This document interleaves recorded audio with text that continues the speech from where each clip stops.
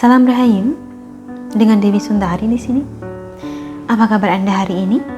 Semoga selalu sehat, dan saya doakan agar Anda selalu mendapatkan keberkahan serta tercapai segala hajat yang Anda inginkan. Di video kali ini, saya ingin membahas tentang sawanan. Sebagian dari Anda mungkin sudah pernah mendengar istilah ini sebelumnya, terutama bagi Anda yang memang orang Jawa atau besar di lingkungan tradisional Jawa. Bagi orang Jawa, sawanan tentu merupakan sebuah kata yang cukup sering muncul dalam perbincangan. Sawanan ini biasanya terjadi pada anak kecil yang tiba-tiba sakit setelah atau sepulang melayat.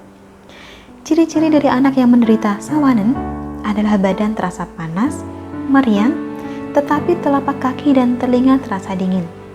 Dan meskipun sudah berobat ke dokter, sakitnya tidak kunjung sembuh. Selain gejala sakit, sawanan juga terjadi pada anak yang secara mendadak mengalami perubahan perilaku yang tidak seperti biasanya. Hal ini terjadi tanpa alasan yang jelas sehingga dikaitkan terhadap hal mistis. Bila sudah terjadi seperti ini, biasanya orang tua akan memilih untuk membawa anaknya ke orang pintar di daerah tersebut. Kemudian si anak akan mendapatkan doa atau ramuan yang diberi mantra yang kemudian diminumkan pada si anak. Biasanya secara berangsur-angsur si anak akan sembuh. Sawanan sendiri ada beberapa macam, beda jenis, beda cara penyembuhannya juga. Nah, apa saja macam-macam sawanan ini? Yang pertama adalah sawanan mayit. Sejak dulu orang tua mengajarkan bahwa anak-anak sebaiknya tidak diajak pergi melayat atau takziah. Mayat itu artinya mayat ya. Misalnya kita pergi melayat, sepulangnya semua barang kita pakai harus ditaruh dulu di luar sebelum dibawa masuk rumah. Hal ini dimaksudkan agar anak tidak terkena sawan mayat. Ini juga alasan mengapa sepulang takziah, orang pasti diharuskan mencuci tangan dan kaki dulu sebelum menggendong anaknya, agar hilang sawan mayat itu dan tidak menempel pada si bayi. Bila sudah terkena sawan mayat, maka cara untuk mengobatinya adalah dengan mencampur sawanan. Ramuan sawanan ini terdiri dari benglei dan telingko yang dicampur tanah, yang mana tanahnya ini terkena bekas air memandikan jenazah. Ramuan sawan ini kemudian dibalurkan sekujur tubuh.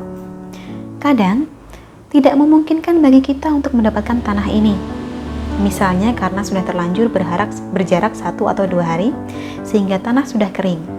Maka sebagai gantinya, maka orang tua akan meminta potongan kain jarik yang tadinya dipakai sebagai alas jenazah. Kedua, sawanan manten.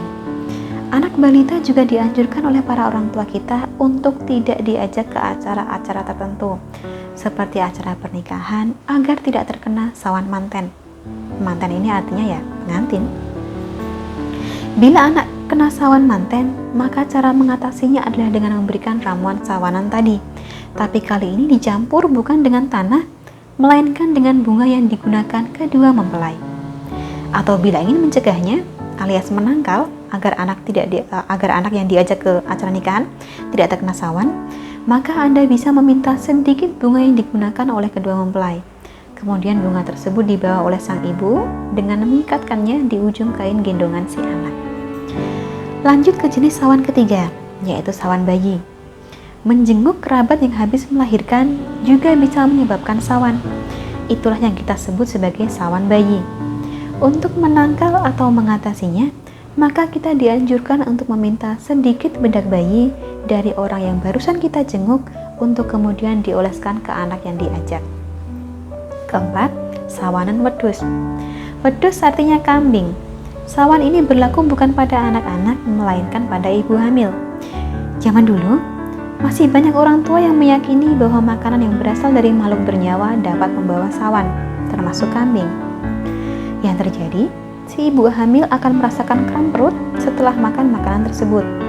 Untuk mengobatinya, maka dianjurkan untuk membakar sisa tulang kambing yang dimakan dan abunya dicampur dengan ramuan sawan yang kemudian dioles ke perut sang ibu hamil.